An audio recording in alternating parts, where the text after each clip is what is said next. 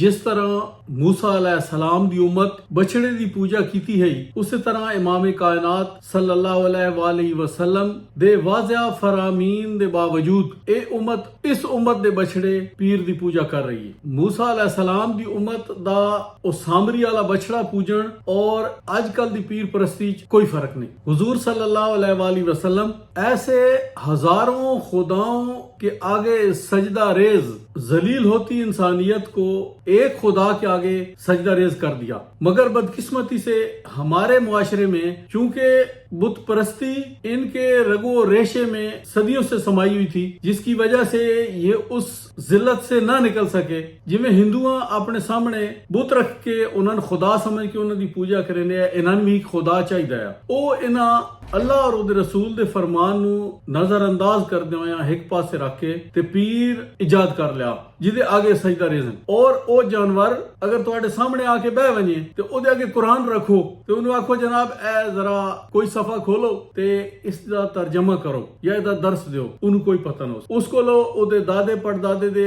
کسے سن لو کہ او کدا بجا کے مر گیا اور اس بڑے بڑی کرامات وکھائیاں، او اس بدبخت نو ساریاں یاد ہو سن، او بیان کردیاں تھکسی نہیں، لیکن اس نو اگر نہیں پتا تے اللہ دے دین دا نہیں پتا۔ اور مرید دی بھی یہی بدقسمتی ہے کہ مرید خود دین تو بے نیاز ہے، اس واسطے سارا کچھ مل جاؤ ماوا اور مشکل کشا حاجت روا او بدبخت جاہل پیر ہے جڑا کہ زانی، شرابی، کبابی، جواری، چرسی مسلط ہے۔ حالانکہ حضور علیہ الصلوۃ والسلام سانو اللہ دے حوالے کر کے گئے اس دنیا تو پردہ فرمایا۔ میں حضرت عبداللہ ابن مسعود رضی اللہ تعالیٰ عنہ دی ایک حدیث پیش کرنا۔ آپ فرماتے ہیں کہ حضور نے اپنے آخری وقت میں جب اس دنیا سے پردہ فرمانے لگے تو صحابہ کی ایک کثیر تعداد کو ام المومنین حضرت عائشہ صدیقہ رضی اللہ تعالی عنہا و سلام اللہ علیہا کے گھر میں جمع فرمایا اور وصیت فرمائی اور فرمایا مرحبا بکم خیکم اللہ ہداکم اللہ نصرکم اللہ نفعکم اللہ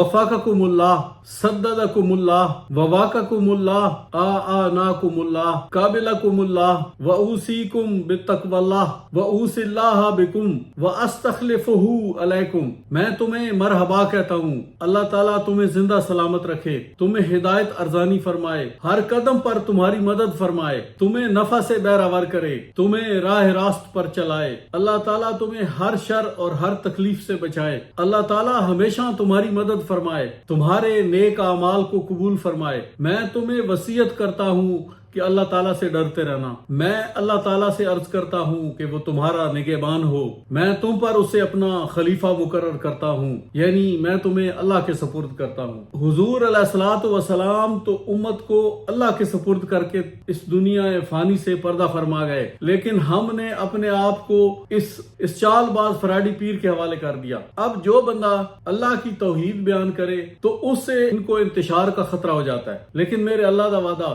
تسی کلے بھی ہو تے ڈرو نہ۔ سورہ مجادلہ اس کا نمبر ہے 58، اس کی آیت نمبر 21۔ ارشاد باری تعالی ہے کاتب اللہ لاغلبن انا ورسلی ان اللہ قوی عزیز۔ توحید بیان کرنا یہ اس کے پیغمبروں کا شیوا ہے اور اس کا وعدہ ہے کہ توحید والے ہی ہمیشہ غالب آ کر رہیں گے چاہے وہ اکیلے کیوں نہ ہو۔ ان اللہ قوی عزیز، بے شک اللہ بڑی قوت والا، بڑے غلبہ والا ہے۔ آئیے موسیٰ علیہ السلام کی قوم کا حال قرآن سے سنتے ہیں رل مل کے، مختصراً صرف قرآن سناتے ہیں اور آج کی بات ختم۔ یہ واقعہ تو آپ نے کئی دفعہ سن رکھا ہوگا کہ موسیٰ علیہ السلام کا پالا فرعون سے پڑا اور یہ بڑا طاقتور تھا، بڑا ظالم و جابر اور خدائی کا دعوے دار تھا اور خدا بنا ہوا تھا۔ اس واقعے کا تذکرہ اللہ رب العزت نے سورہ طٰہٰ، یہ 20واں سورہ ہے قرآن پاک کا، بڑی تفصیل کے ساتھ ذکر فرمایا ہے۔ وہ جادوگروں کا کرتب دکھانا کہ ان کی رسیاں سانپ بن گئی، پھر موسیٰ علیہ السلام نے اپنا عصا پھینکا اور وہ اژدہا بن کے ان کو کھا گیا، پھر فرعون نے موسیٰ علیہ السلام کے لشکر کا پیچھا کیا اور دریا میں غرق ہو گیا، جبکہ موسیٰ علیہ السلام کی قوم وہی جادوگر جو موسیٰ علیہ السلام پہ ایمان لے آئے تھے ان کو بچا لیا۔ پھر ان پہ من و سلوہ اترا اور جب موسیٰ علیہ السلام کوہ طور پہ اللہ پاک سے ہم کلام ہونے کے لیے تشریف لے گئے تو پیچھے ان کی قوم کے ساتھ کیا ہوا؟ اس کا ذکر سورہ طٰہٰ کی آیت نمبر 81 سے آگے چلتے ہیں۔ کلوا من طیبات ما رزقناکم ولا تطغوا فیہ فیحل علیکم غضبی ومن یحلل علیہ غضبی فقد ہوا، اور فرمایا کہ یہ جو پاکیزہ چیزیں تمہیں دی گئی ہیں ان کو کھاؤ پیو، لیکن حد سے نہ بڑھنا ورنہ تم پر میرا غضب واجب ہو جائے گا، اور جس پر میرا غضب واجب ہو گیا سو وہ واقعی ہلاک ہو گیا۔ وَإِنِّي لَغَفَّارٌ لِمَن تَابَ وَآمَنَ وَعَمِلَ صَالِحًا ثُمَّ اهْتَدَىٰ، اور بے شک میں بہت زیادہ بخشنے والا ہوں اس شخص کو جس نے توبہ کی اور ایمان لایا اور نیک عمل کیا پھر ہدایت پر قائم رہا۔ اے نہیں کہ کلمہ پڑھ کے تو پھر کم کافر والے پھر مکر جاسی، قائم رہنا بڑا ضروری ہے۔ اس واسطے فرمایا ان الذین قالوا ربنا اللہ ثم استقاموا، جس نے کہا کہ میرا رب اللہ ہے پھر اس پر قائم رہا، تتنزل علیہم الملائکہ، پھر اس پر فرشتے نازل ہوتے ہیں۔ وما اجلک عن قومک یا موسیٰ، اور اے موسیٰ تم نے اپنی قوم سے پہلے طور پر آنے کی عجلت کیوں کی؟ قال ہم اولائی علی اثری واجلت الیک رب لترضی، آپ نے عرض کیا وہ لوگ بھی میرے پیچھے آ رہے ہیں اور میں نے اے باری تعالیٰ تیری محبت میں تیرے حضور پہنچنے کی جلدی کی تاکہ تو مجھ سے راضی ہو جائے۔ تو اللہ پاک نے ارشاد فرمایا قال فإنا قد فتنا قومک من بعدک وأضلهم السامری، بے شک ہم نے تمہارے آنے کے بعد تمہاری قوم کو فتنہ میں مبتلا کر دیا اور انہیں سامری نے گمراہ کر ڈالا ہے۔ فرجع موسیٰ الی قومہ غضبان آسفا قال یا قوم الم یعدکم ربکم وعدا حسنا افتال علیکم العہد ام اردتم ان یحل علیکم غضب من ربکم فاخلفتم موعدی، پس موسیٰ علیہ السلام اپنی قوم کی طرف غضبناک ہو کر پلٹے اور فرمایا کہ اے میری قوم، کیا تم سے میرے رب نے اچھا وعدہ نہیں فرمایا تھا؟ کیا تم پر وعدے کے پورے ہونے میں طویل مدت گزر گئی؟ کیا تم نے یہ چاہا کہ تمہارے اوپر تمہارے رب کا غضب نازل ہو؟ بس تم نے میرے وعدہ کی خلاف ورزی کی۔ قالوا ما اخلفنا موعدک بملکنا ولکننا حملنا اوزارا من زینت القوم فقذفناها فکذلک القی السامری، وہ بولے کہ ہم نے اپنے اختیار سے آپ کے وعدے کی خلاف ورزی نہیں کی، مگر ہوا یہ کہ قوم کے زیورات کے بھاری بوجھ ہم پر لاد دیے گئے تو ہم نے انہیں آگ میں ڈال دیا، اور پھر اسی طرح سامری نے بھی ڈال دیے۔ فاخرج لهم عجلا جسدا له خوار فقالوا هذا الہکم والہ موسیٰ فنسیہ، پھر ان گلے ہوئے زیورات میں سے سامری نے ایک بچڑے کا قالب بنا لیا، ایک بچڑے کا بت بنا لیا، اس میں سے گائے کی سی آواز نکلتی تھی، جادوگر تھا نا، اور کہا یہ تمہارا معبود ہے اور موسیٰ علیہ السلام کا بھی یہی معبود ہے، بس سامری نے ہمیں گمراہ کر دیا، کیونکہ ان کو عادت پڑی ہوئی تھی نا فرعون کی عبادت کی، سامنے ایک چلتا پھرتا خدا تھا، اب وہ موسیٰ علیہ السلام کے آنے تک چلو اسی کو خدا بنا لیتے ہیں، اس کی پوجا سے کام چلاتے ہیں۔ افلا یرون اللہ یرجع الیہم قولا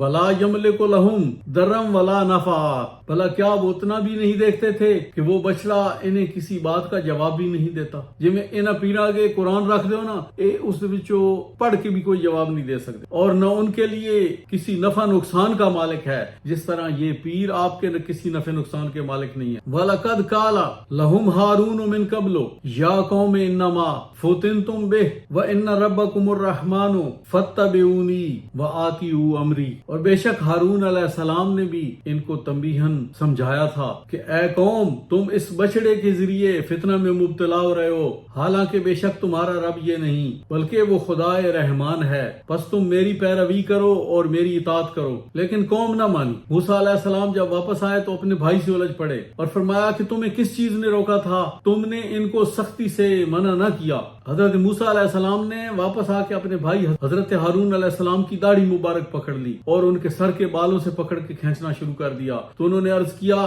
کالا یبن اما لا تاخذ بلحیتی ولا براسی، اے میرے بھائی میری داڑھی اور میرے سر کے بال نہ کھینچ، میں اس بات سے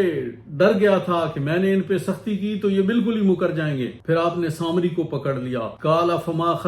یا سامری، اے سامری ہن تو دس، قال بصرت بما لم يبصروا قبضة من اثر الرسول فنبذتها وكذلك سولت لنفسی۔ اب وہ اپنی گمراہی بتا رہا ہے، اب وہ کہنے لگا کہ میں نے وہ چیز دیکھی جو ان لوگوں نے نہ دیکھی تھی، میں نے مٹی کی ایک مٹھی اٹھائی اور اس بچڑے کے قالب میں ڈال دی، پر اسی طرح مجھے میرے نفس نے یہ بات بھلی دکھائی۔ جس طرح آپ کو یہ روزے اور یہ ڈھولکیاں اور یہ قوالیاں اور یہ چلتے پھرتے آپ کے خدا، یہ پیر بھلے معلوم ہوتے ہیں، اس کے دل کو بھی شیطان نے یہ بات بھلی کر کے دکھائی، بلکہ وہ خود شیطان تھا۔ قال فاذهب فإن لك في الحیات ان تقول لا مساس وإن لك موعدا لن تخلفه وانظر إلى إلهك الذي ظلت عليه عاكفا لنخرقنه